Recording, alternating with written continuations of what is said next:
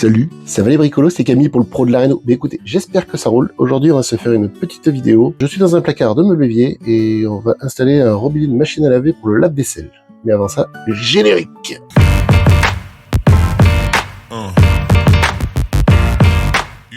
Donc je te disais, voilà, j'ai des clients qui m'ont appelé, ils vont installer un lave-vaisselle chez eux.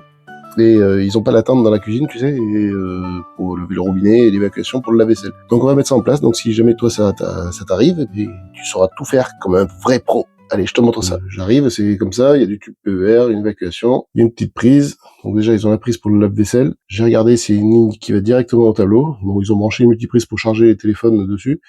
Donc c'est pas vraiment gênant. Aujourd'hui, nous, on va se concentrer là-dessus. Donc là-dessus, on va fixer sur le mur une applique avec un robinet de machine à laver pour ensuite brancher le lave-vaisselle, et sur l'évacuation on va se reprendre, mettre un thé et pareil on va mettre un siphon de machine à laver. Tu vas voir, rien de bien compliqué. Donc première étape, avant tu coupes l'eau parce que sinon c'est la douche. Je te montre le produit. Donc applique machine à laver, il y en existe plusieurs modèles. Alors moi j'appelle ça applique cuisine et applique cellier. Je vais te dire pourquoi. Parce que souvent dans le cellier je mets ça, ou dessus tu viens visser ton robinet de machine à laver, tu fais une belle étanchéité avant bien sûr. Voilà, tu vois, tu te retrouves avec ça. Donc, tu as ton arrivée d'eau froide qui arrive ici, et après ici, tu viens brancher ton appareil. Alors ça, tu peux l'orienter, tu vois, si t'as l'arrivée d'eau qui arrive à droite, tu fais comme tu veux, quoi. Donc celle-là, je l'appelle l'applique cellier. Je vais te dire pourquoi. Voilà, et celle-là, je l'appelle applique cuisine, parce que dessus, elle a une attente, c'est pour venir brancher ton robinet de cuisine. C'est ça qu'on va mettre. Et tu vois, pareil, de la même manière, tu vas visser ton robinet de machine à laver, et comme ça, t'as ton arrivée d'eau froide qui arrive ici. Au-dessus, tu peux reprendre ton mitigeur d'évier, et ici, t'as ton départ pour le lave-vaisselle. Ça t'évite de mettre un T, parce que sinon, si t'as pas ça, et tu mets un T, tu vois, sur ton tuyau, et tu viens brancher, après ton applique comme ça. Voilà. Mais bon, c'est quand même plus rapide, ça te fait 1, 2, 3, 4 sertissages, que là, t'en as qu'un. Moins de risque de fuite, quoi. Allez, on se met ça en place. Donc l'idée, c'est de mettre l'applique assez haute, que je puisse venir y rebrancher le flexible, que j'ai pas besoin de rallonger le flexible de l'évier. Donc on va débrancher le flexible de l'évier, ça va mettre de l'eau, c'est obligé. Ensuite ça on va le mettre par là. Voilà, ça on va le mettre par là. Donc un petit repère.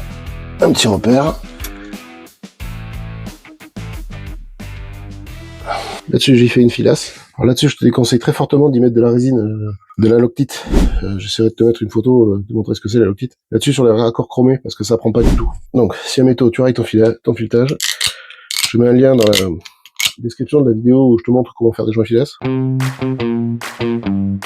Tu prends de la filasse.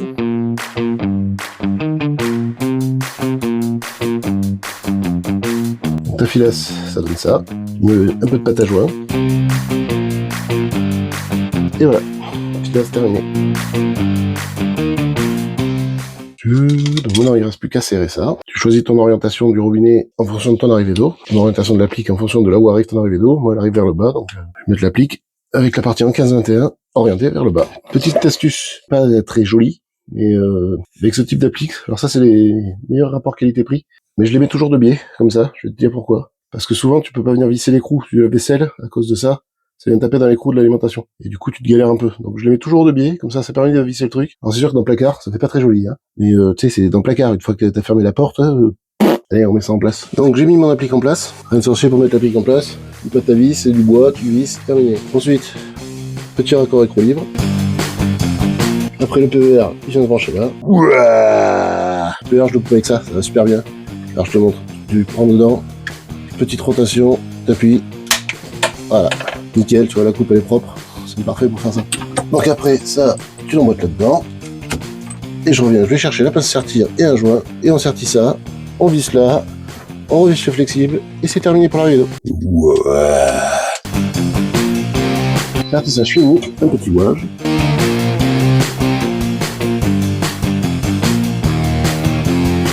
On branche le flexible. Alors attention, en serrant le flexible se vrille pas. Et ce que tu peux faire, c'est tenir le flexible ici avec la pince, et tu serres. Et voilà, arrivée d'eau, check. Allez, maintenant c'est l'évacuation. Donc ça, on va mettre ça là. D'ailleurs, on va le mettre par là, d'ailleurs, même. Donc, petit écolier de lu, de tout ce qui est de plus classique. 1, 1, 1, 1.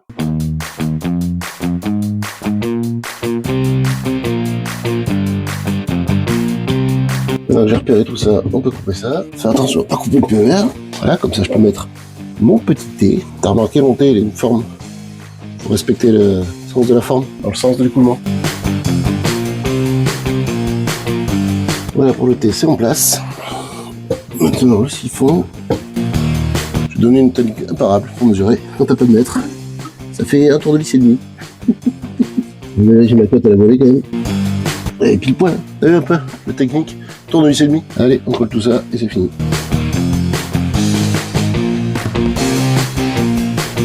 Voilà mon petit bricolo, et bien après t'as plus qu'à remettre l'eau, et puis voilà, c'est terminé. Écoute, si cette vidéo t'a plu, t'hésites pas, tu likes, tu partages, tu commentes, et moi je vous remercie d'être de plus en plus nombreux sur la chaîne, ça fait super plaisir, ça nous encourage dans nos projets et nos petits travaux. Si ça te plaît, si tu veux pas rater d'autres vidéos, t'hésites pas à t'abonner, à activer la petite cloche, bing bing bing, pour pas rater nos vidéos, et puis je vous dis à plus mes bricolos, allez, tchou.